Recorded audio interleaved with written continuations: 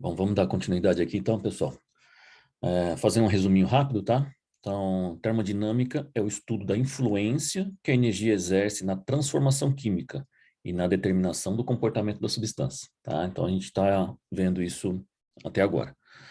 Então, existem 3 leis, né, que regem a termodinâmica química. As leis são chamadas de primeira, segunda e terceira lei. Nós vamos ver todas, tá? A primeira lei estabelece que a energia interna pode ser transferida como calor ou trabalho, mas não pode ser criada nem destruída. Então, é isso que a gente está vendo até agora, tá? E nós vimos que a lei de Hess se baseia na primeira lei, tá? A gente fez os cálculos aí. Então, lembrando, né? A energia interna, a nossa energia interna de um sistema, ela, depende do livro que vocês pegarem, vai estar como letra E ou U, tá? A gente está trabalhando aqui como E, mas enfim, vocês podem achar as duas nomenclaturas nos livros, tá? O que é energia interna? A energia interna é a energia total do sistema, tá? Ou seja, a soma de todas as energias cinéticas e potenciais de todas as partículas que compõem o sistema, tá? Quando a gente está falando de moléculas e todas as energias que compõem o conjunto de moléculas que faz parte do meu sistema, tá? Para uma reação química, né, a variação de energia é a variação dos produtos, né, a energia dos produtos menos a energia dos reagentes, tá? Aqui eu tenho o meu sistema, né? Quando a variação de energia é positiva, tá? Significa que a energia escoa para dentro do sistema, tá? E se a variação de energia é negativa, a energia escoa para fora do sistema, tá bem? Então tem esse fluxo aqui, ó, de e para.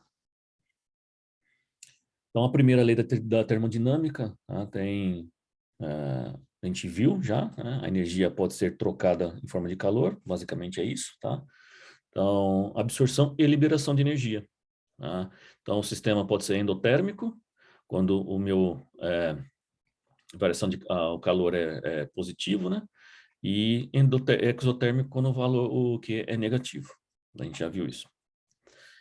E a energia pode ser trocada em forma de trabalho, tá? Que é o trabalho de expansão e compressão, tá? Quando o trabalho é positivo, o trabalho é sobre o sistema. Então, é um processo de compressão e o sistema ganha e armazena energia. Quando o trabalho é negativo, né, tá atuando pelo sistema, tá? Então, é um processo de expansão, perde-se energia, tá? Ou seja, transforma a energia potencial aqui em energia cinética, tá? Então, resumindo toda a história lá.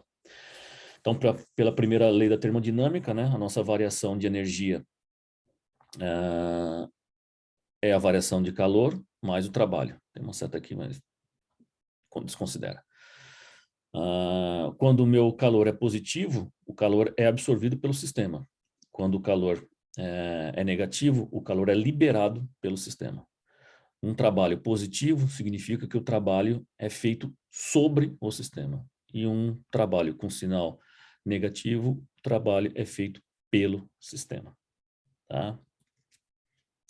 Então, aí foi feito um resuminho. Agora, vamos entender um pouco, né, como é que se faz, como se interpreta esse sistema de pressão-volume. Tá? Então, eu tenho que meu trabalho, na verdade, ela é menos P delta V. Esse P aqui, pessoal, é a pressão externa ao sistema, não é uma pressão que está dentro do sistema, tá? Então, por isso que está como fora, que não tem variação dela. É constante, né, no caso que a gente vai estudar agora. Tá? Então, ela tá, no caso, quando o sistema é aberto, é um sistema da pressão atmosférica. Tá? Então, a gente vai ver com detalhes isso. E aqui a variação do meu volume. Tá? Então, nós vimos anteriormente que a variação de energia é o meu Q, né, calor, mais o trabalho. Substituindo o trabalho aqui por essa fórmula, né, vai ficar variação de energia é o meu calor mais, né, o trabalho vindo daqui, que é a atmosfera externa, né, e a variação de volume. No caso, né, de expansão, como o volume final é maior que o volume inicial, né, nessa expressão de variação de volume, né? Então, a variação de volume sempre será positiva, né?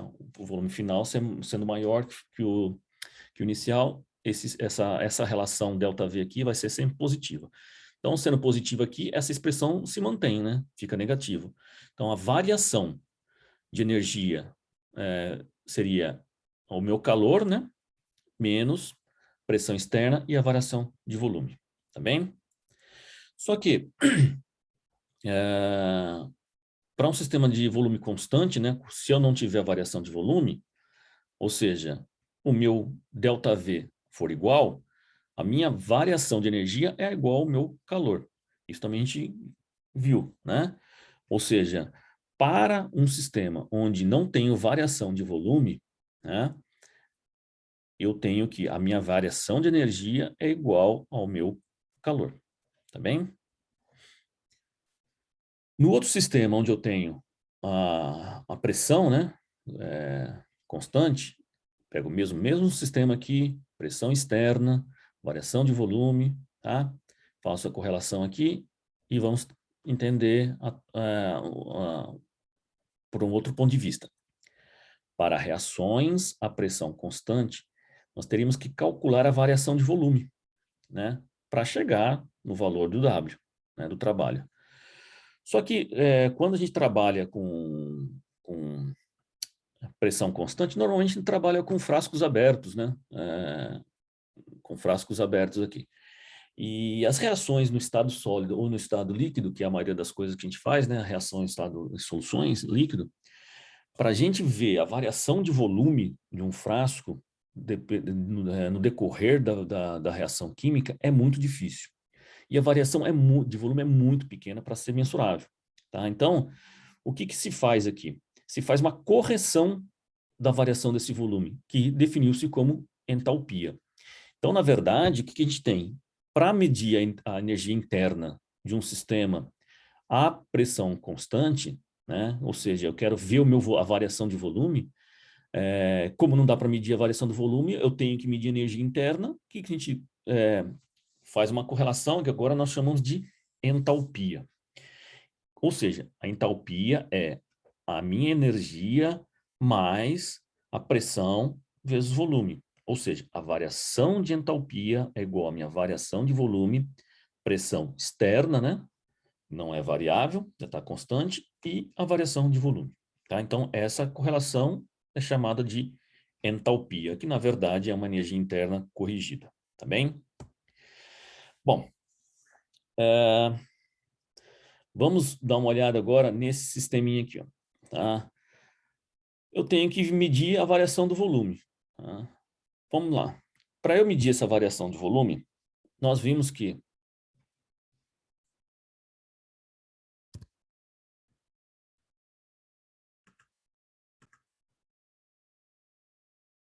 então, pessoal, voltando aqui na definição de entalpia, né? Que a variação da entalpia, a variação de energia mais pressão e variação de volume, esse valor aqui, a gente pode substituir daqui, né? Só que o sinalzinho troca. Então, mais com menos vai dar menos, P, variação de volume, fica menos W, tá? Então, eu coloquei para cá o W, o sinalzinho de menos, veio esse valor substituir. O que é o ΔE? ΔE está aqui, tá? ΔE está aqui. Só coloco aqui, substitui. Corto, o que fica? ΔH é igual ao meu calor à pressão constante, tá bem? Então, essa é uma correlação aí da entalpia para pressão constante.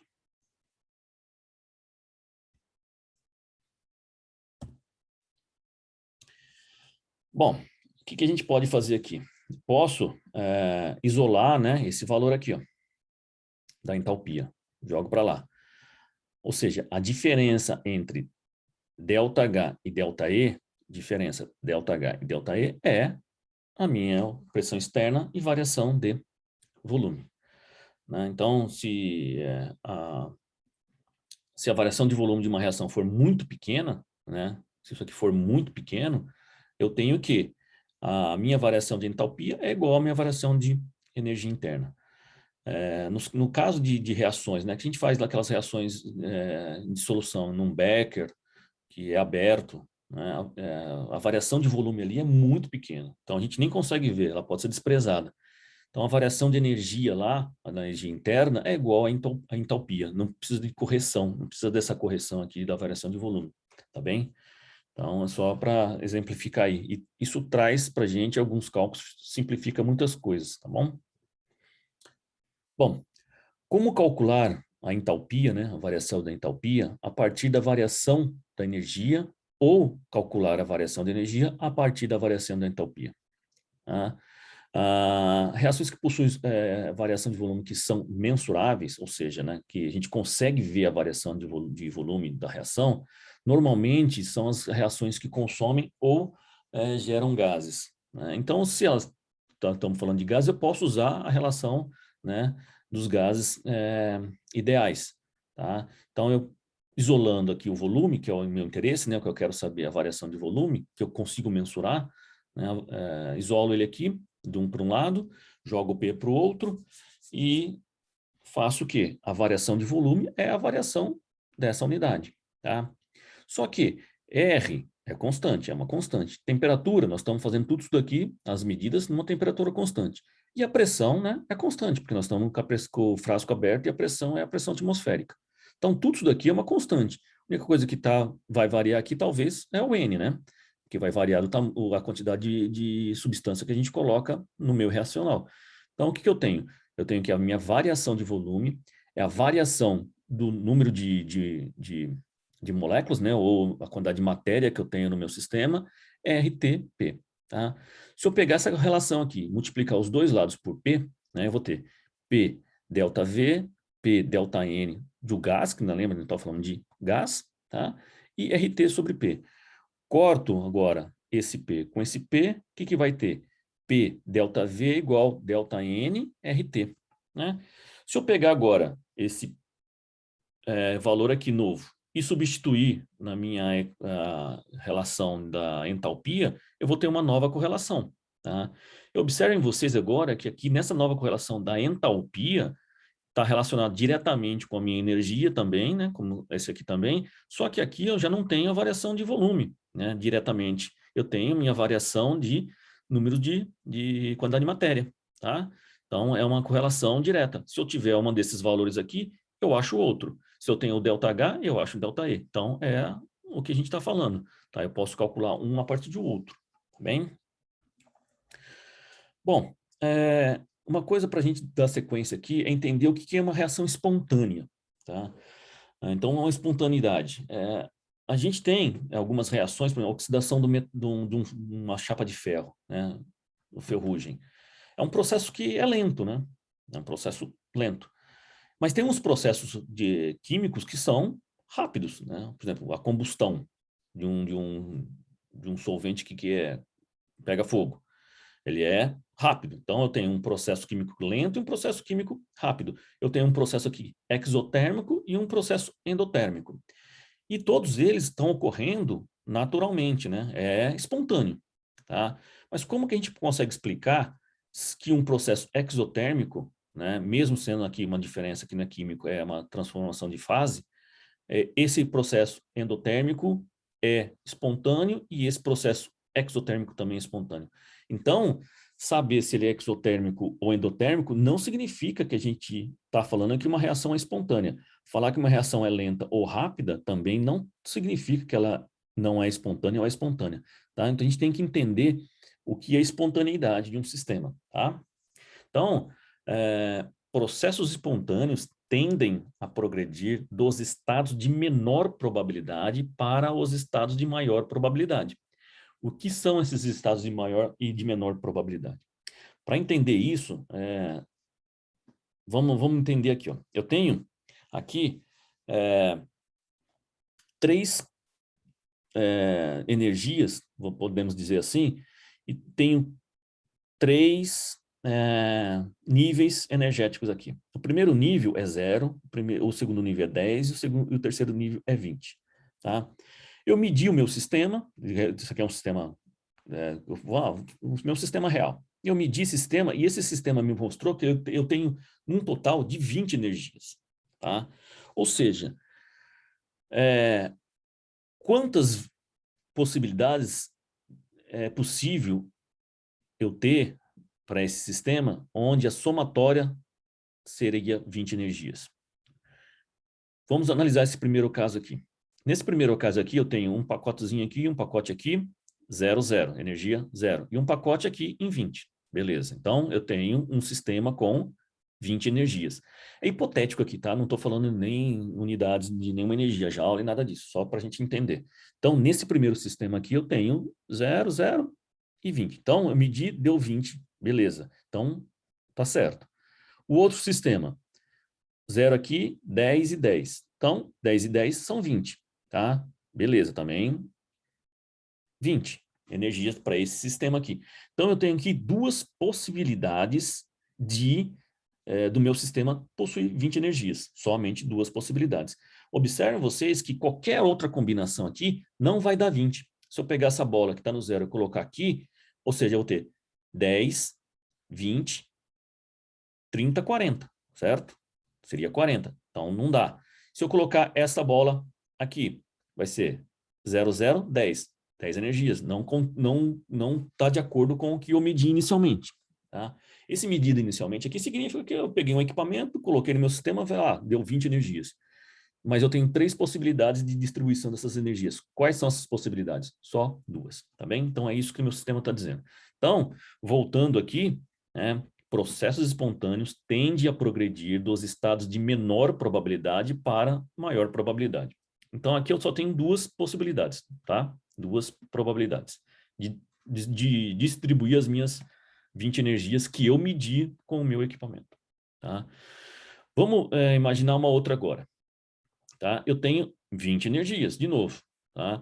E eu tenho aqui 1, 2, 3, 4, 5 possibilidades de obter 20 energias. Então, fui lá no meu sistema, medi o meu equipamento, mostrou, o seu sistema tem 20 energias. Mas eu tenho agora 5 possibilidades. Quais são essas possibilidades de ter 20 energia? De novo, 2 pacotes no 0, um pacote no 20, vai dar 20 energia. Um pacote no 0, um no 5 e um no 15 vai dar 20 energias. Um pacote no 0 e 2 no 10, 20 energias. 2 pacotes no 5 e um pacote no 10, 20 energias. Qualquer outra configuração não vai dar 20 energias. Ou seja, agora eu tenho 1, 2, 3, 4 possibilidades de obter 20 energias. O que essa informação está me dizendo? Que processos espontâneos tendem a progredir de estados de menor probabilidade para estados de maior probabilidade. Se eu tenho um processo reacional que sai desse sistema aqui e vai para um sistema desse aqui, é um sistema que é espontâneo. Se eu tenho um sistema daqui e estou falando que ele vai para cá, ele não é espontâneo. Eu vou ter que dar energia para isso ocorrer. Ocorre, mas eu tenho que dar energia. Então, não é espontâneo. Tá? Então, basicamente é isso. Tá? Bom, resumindo, né? Tá aqui, menor possibilidades e maior possibilidades. Tá? Então, aqui, o meu sistema, se ele vir daqui para cá, é espontâneo. Se ele vir daqui para cá, não é espontâneo. Tá bem? Vamos entender um outro exemplo aqui. Vamos considerar duas moléculas. Eu tenho duas moléculas, uma A e uma B. E eu tenho duas energias que eu tenho que distribuir essas duas moléculas. Eu tenho que distribuir, eu não posso sumir com elas. Então, eu tenho duas moléculas e duas energias para distribuir com elas. Quais são as minhas possibilidades? Eu dar as duas para a molécula A, eu dar as duas energias para a molécula B e dar uma energia para cada um. Tá? Então, eu tenho 3 possibilidades. Beleza? Ótimo. Agora, considere 4 moléculas e as mesmas 2 energias. Quais são as possibilidades de eu distribuir essas 2 energias em 4 moléculas? Está aqui, ó. Tá? Agora eu tenho 10 possibilidades.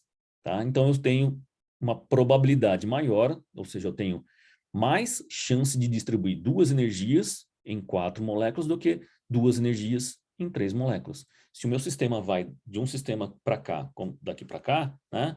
Do AB para o ABCD, aumenta a minha possibilidade de distribuição de energia, ou seja, eu tenho uma probabilidade maior e isso é um sistema de caminho espontâneo, tá bem? Então, os estados de maior probabilidade são aqueles que permitem mais opções para a distribuição de energia entre as moléculas, tá? Foi isso que a gente acabou de falar, tá? Então, processos espontâneos tendem a dispersar a energia, tá bem? Foi o que a gente fez aqui, tá? Dispersou a energia de uma forma mais ampla, aqui mais restrita, tá? Então, uma outra informação agora, entropia. Tá? O que é entropia? Entropia descreve o número de modos equivalentes pelos quais a energia pode ser distribuída. Tá? Por que nós falamos de probabilidade antes? Para poder entender o que é entropia. Tá? Então, ó, descreve o número de modos equivalentes pelos quais a energia pode ser distribuída. Foi o que a gente acabou de falar nos slides anteriores. Quanto maior o número de modos equivalentes, ou seja, né, no caso a gente está falando de 20 energias, todos equivalentes, né? Ou aquele outro das moléculas A e B, C, D, seriam todos modos equivalentes, ou seja, eu só tinha duas energias, tá? Então, são equivalentes que existem no sistema, ou seja, meu sistema medir, tinha lá o valor, eu tinha que distribuir. Maior será a probabilidade estatística e, portanto, maior o valor de entropia. Ou seja, quanto maior o valor de entropia, significa que eu tenho mais probabilidade de distribuir aquelas energias equivalentes, tá? Ou seja, a entropia é uma medida de desordem, tá? Basicamente falando. E também é uma função de estado, né? Que a gente pode medir o final menos o inicial. Que, na verdade, a gente pode pegar a variação de entropia, o que é? A variação de entropia é a entropia dos produtos, né, somatória, menos a entropia dos reagentes, tá? Então, é isso. Qualquer evento que é acompanhado de de um aumento de entropia, né, do sistema, terá uma tendência de ocorrer espontaneamente. Tá? Então, foi isso que a gente acabou de falar agora. Aumentou a entropia, ou seja, o sistema está indo para um sistema, perdão, o sistema está indo por um caminho espontâneo, tá bom? Então é isso, aumentou a entropia, aumentei a probabilidade de modos equivalentes para a distribuição da mesma energia, tá bem? Bom, vamos lá. E como que isso pode acontecer? De três formas. A primeira pode acontecer com o aumento do volume, tá? Se eu aumentei o volume, eu aumento a entropia, tá? Por quê? Essas energias aqui que estavam aqui pode ser agora distribuída num volume maior, tá? Ó, tinha uma parede aqui, um monte de molécula de gás, abria o compartimento aqui, agora a molécula ocupa um valor maior, tá? Ou seja, tem mais possibilidade delas distribuírem a sua energia ali num volume maior. Aumentando a temperatura, tá? Também aumenta a entropia. Se eu pego um sólido aqui, tá? Ele tem uma vibração pequena lá. Se eu estou aumentando essa vibração aumenta a energia cinética dessas partículas e ele começa a vibrar. Aumentando a vibração, eu tenho mais pacotes, possibilidades de ter uma distribuição energética. E quanto mais a temperatura aumenta, mais a energia cinética dessas partículas, né, da rede cristalina, vibram e eu tenho mais possibilidades de distribuir a minha energia, tá bem? E uma outra coisa é o estado da matéria, né? No sólido, eu tenho aqui pouca entropia, né? Porque a energia cinética no estado sólido é menor. No líquido aumenta um pouco e no gás é bem maior que os outros dois, tá? Então, aumento do volume, aumento da temperatura e aumento da mudança de estado físico, tá bom? Todos eles aumentam a entropia. Vamos ver aqui um caso desse sujeito aqui no estado sólido, gerando esse outro no estado sólido, esse outro no estado gasoso, esse outro no estado gasoso. Como é que eu sei que isso aqui é uma reação espontânea? Só olhando para isso, tá? Primeiro, aumenta a entropia. Perdão, existem mais moléculas de produtos e mais produtos no estado gasoso. Como no slide anterior, gás possui uma entropia maior do que sólido. É uma coisa, tá? Então, eu tenho aqui gás, aqui eu não tenho gás. Então, a entropia aqui já está maior, tá? Só de comparar ela. E lembrando que nós falamos aqui, ó, cadê? Aumentei a quantidade de partículas, né? E eu aumentei a minha probabilidade. Ou seja, aqui também aconteceu a mesma coisa. Eu tinha só duas moléculas desse sólido aqui, ó. Agora eu tenho uma molécula desse aqui, outra molécula desse aqui e outra molécula desse aqui. Eu tenho três moléculas, aqui eu só tenho duas. Então, aumentou também. Eu tenho mais produtos do que reagentes. E eu tenho, nos meus reagentes, dois deles são gasosos, e aqui eu só tenho sólido. Então, aumentou a entropia. Nesse caso aqui, aumentou ou diminuiu? Se a gente não tivesse colocado aqui, só de analisar a reação. O que aconteceu aqui? Eu tenho uma molécula só e ela está no estado sólido. Sendo que aqui eu tenho duas moléculas, né? E uma delas está no estado gasoso. Ou seja, a entropia aqui, né, diminuiu. Tá? Diminuiu. E lembrando, né? Quanto mais moléculas eu colocar no mesmo sistema aqui, maior a probabilidade de distribuição de energia. Então, eu tenho mais moléculas para distribuir a energia que estava no meu sistema inicial, tá? Então, também isso aumenta a entropia. Então, a segunda lei da termodinâmica. Agora, tá? Sempre que um evento espontâneo ocorre, que é o que a gente acabou de ver, né, no nosso sistema, a entropia total do universo aumenta. Ou seja, o universo que a gente está, que eu estou falando aqui é no nosso sistema de conhecimento, tá?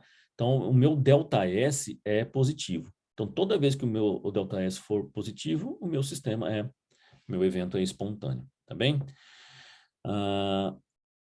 E aqui agora a gente tem uma outra correlação, pessoal, que é a energia livre de Gibbs, que traz uma correlação entre a entropia e a entalpia, tá? A energia livre de Gibbs nos informa que a entalpia a energia livre de Gibbs é a entalpia menos a temperatura vezes a minha entropia. Se a gente mede, né, a temperatura, que é a temperatura do sistema, a uma pressão, a uma temperatura constante, eu tenho que a minha variação de energia livre de Gibbs é a minha variação de entalpia menos a temperatura vezes a minha variação de entropia, tá? Então, é isso que está falando aqui, ó, a temperatura e pressão constante, né, que está medindo o sistema aberto. Uma transformação só pode ocorrer espontaneamente, né, se for acompanhada de uma diminuição da energia livre de Gibbs. Ou seja, o meu ΔG tem que ser negativo para que a minha reação seja espontânea. Se ele não for negativo, a minha reação não é espontânea, tá? Então, para que isso aqui seja negativo, o meu ΔG final, né, tem que ser menor que o meu ΔG inicial, tá? Já é o contrário do que a gente estava vendo na entropia, tá? Então, o meu ΔG final tem que ser menor que o meu ΔG inicial, tá? Vamos entender, por exemplo, aquela correlação lá, quando uma situação onde a minha variação de entalpia é negativa, né, e a minha variação de entropia é positiva. O processo será espontâneo? Vamos ver, né? Não é uma pergunta que está afirmando, mas vamos ver. Aí eu tenho a minha reação química aqui. Ó. Eu tenho líquido, gasoso, gasoso, gasoso. Né? Tenho 27 moléculas e aqui eu tenho um pouco mais. Então, só de olhar aqui, eu já estou vendo que a minha reação é espontânea, né? E ela está falando que é exotérmica. O que eu estou falando é exotérmica. E o meu ΔG, perdão, meu ΔS é positivo, né? Só de analisar aqui. Então, tá beleza. Então, o meu processo é espontâneo. Então, o que eu tenho aqui? Mais quantidade de moléculas de produtos do que reagentes. Né? Acabamos de ver aqui. Tem mais produtos do que reagentes. E mais produtos gasosos do que reagentes. Tá? Então, tá certo. Tá? Como ΔH é negativo e ΔS é positivo, se eu substituir aqui, né, o que vai ter? ΔG, um ΔH negativo, não importa o valor, o T, né, e um ΔS positivo. Tá aqui. Substituo tudo. Meu ΔG no final vai dar um ΔG negativo, como nós falamos anteriormente. Para que o processo seja espontâneo, meu ΔG tem que ser negativo. Minha variação da energia livre de Gibbs tem que ser negativo. Nesse caso aqui, onde o meu ΔH é negativo e o meu ΔS é positivo, o processo é espontâneo. Se por um acaso cair alguma pergunta para vocês responderem, né? Analisando, calcule o ΔH, o ΔS e verifique se o processo é espontâneo. Tá? Agora você já tem essa informação. Se o meu ΔH for negativo e o meu ΔS positivo, o processo vai ser espontâneo porque a energia de livre de Gibbs vai ser negativa. E é mais um jeito de vocês conferir a conta. Tá? Se vocês obtiveram um valor de ΔH para uma reação e deu negativo, e um valor de ΔS para essa mesma reação e deu positivo, a mesma reação nas mesmas condições, tá? E calcular o ΔG e não deu negativo, alguma coisa aí tem que ser revista, tá bem? Agora, um ΔH positivo e um ΔS negativo, o processo não será espontâneo, tá? Por quê? Se eu substituir esses valores nesta correlação, eu vou ter um ΔG positivo. É o mesmo processo que eu fiz anteriormente, tá bem? Só para a gente analisar. Então, uma outra forma de calcular, de verificar se a conta de vocês, né, da variação de energia livre de Gibbs, deu certo, você chegar no valor certo, tá? Pelo menos do sinal, né? O valor corretamente assim, só as contas mesmo, mas o valor algébrico do sinal é uma forma de a gente verificar, tá? ΔH positivo e ΔS positivo, tá? Quando isso acontecer, o que vai determinar se esse meu evento vai ser espontâneo, vai ser analisar a temperatura. Vamos ver isso. ΔH positivo e ΔS positivo, tá? Então, vou substituir aqui. Então, deu, beleza? ΔG vai ser negativo se essa parte aqui, T ΔS, for maior que ΔH. Tá? Tá? Ó, isso aqui tem que ser maior que isso aqui. Então, quem está mandando agora é a temperatura. Isso só vai acontecer quando isso aqui for maior. Quando que isso vai acontecer? Quando a temperatura for alta. Tá? Então, quando ocorrer isso aqui, e vocês verificarem que a temperatura é alta, provavelmente vocês vão fazer a conta, vai dar um ΔG negativo. Tá? Então, vai ser um processo espontâneo. Tá? E quando for todo negativo, a temperatura também vai determinar. Tá? Se eu fizer aqui, ó, o que tem acontecido? Vamos pegar um exemplo aqui para a gente ver. Da temperatura. Somente quando o valor de ΔH for maior em módulo. O que é módulo, né, pessoal? ΔH é o valor do ΔH sem o sinal. Tá? ΔH, se for menos 5, 100 unidades, tá? Não estou colocando, só colocando um exemplo aqui. Um ΔH de menos 5, não importa o quê, o módulo desse ΔH significa que ele é 5. Tá? Então, quando isso vai acontecer? Quando o valor do módulo de ΔH, tá? Somente quando o valor do delta for maior, tá, do que o valor negativo de ΔS. Isso só vai acontecer a baixas temperaturas. Vamos tentar analisar aqui dois exemplos. Vamos pegar um exemplo aqui, ó, ΔH menos 5, o módulo será 5, a temperatura de 10 unidades, não importa o que, e o meu ΔS menos 5. Ou seja, os dois são negativos, tá? Menos 5 e menos 2, perdão, falei menos 5, mas é menos 2. Tá? Então, aqui tem os dois valores negativos. E vou fazer a minha correlação aqui. Menos 5, menos temperatura, 10 unidades, vezes o valor de menos 2. Se eu fizer a conta, vai dar um 15, ou seja, o processo não é espontâneo. Agora vamos fazer a mesma coisa, tá? Com um valor agora de temperatura negativa, ou seja, baixa temperatura. Faço as contas, tá? Substitui lá. Menos 5, menos 10 vezes menos 2 dá menos 20. Menos 5, menos 20 dá menos 25, tá? Menos com menos dá mais. Soma e conserva o sinal. Deu menos 25. Então, isso aqui é um processo espontâneo. Ou seja, para quando for dois sinais de mais ou dois sinais de menos, quem vai determinar a espontaneidade do sistema vai ser a temperatura. Tá bem? E, finalmente, a terceira lei da termodinâmica, tá?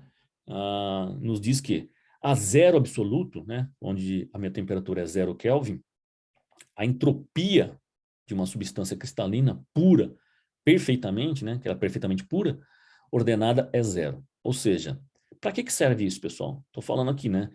Se eu chegar no 0 Kelvin, significa que a minha entropia é 0. Por que isso é bom?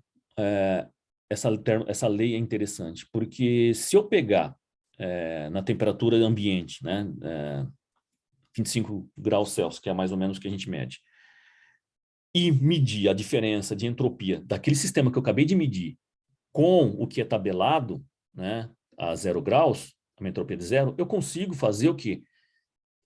Entropia padrão de produtos, né, perdão, dos reagentes, que é tabelado. A gente pode fazer isso através de uma tabela, tá? Que está aqui, ó.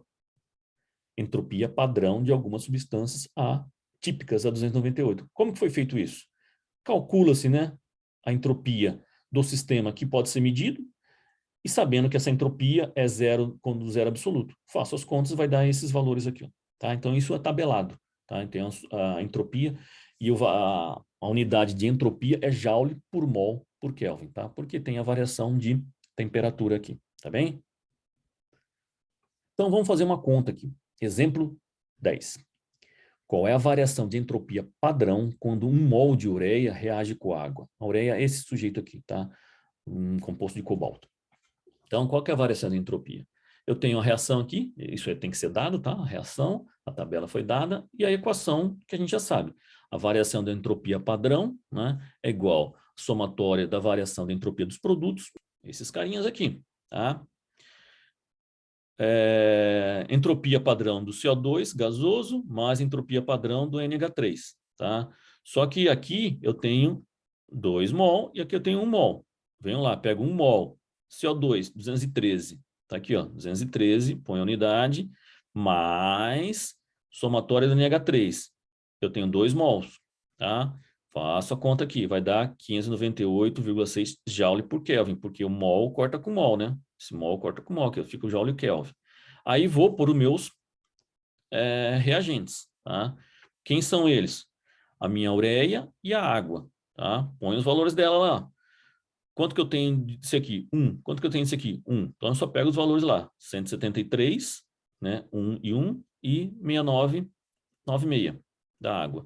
Faço a conta. Vai dar a minha variação de entropia de 354,84 joules por Kelvin. Tá bem? Isso é um exemplo fácil de cálculo aí de energia, de entropia. Tá bem? Então, pessoal, aqui nós terminamos termodinâmica, tá? Então, se vocês forem conferir aí, nós abordamos todos os tópicos, tá bem? Então, com isso, nós já encerramos e vocês já têm todo o material para fazer as 3 listas que vão compor a nota da prova 1, tá bem?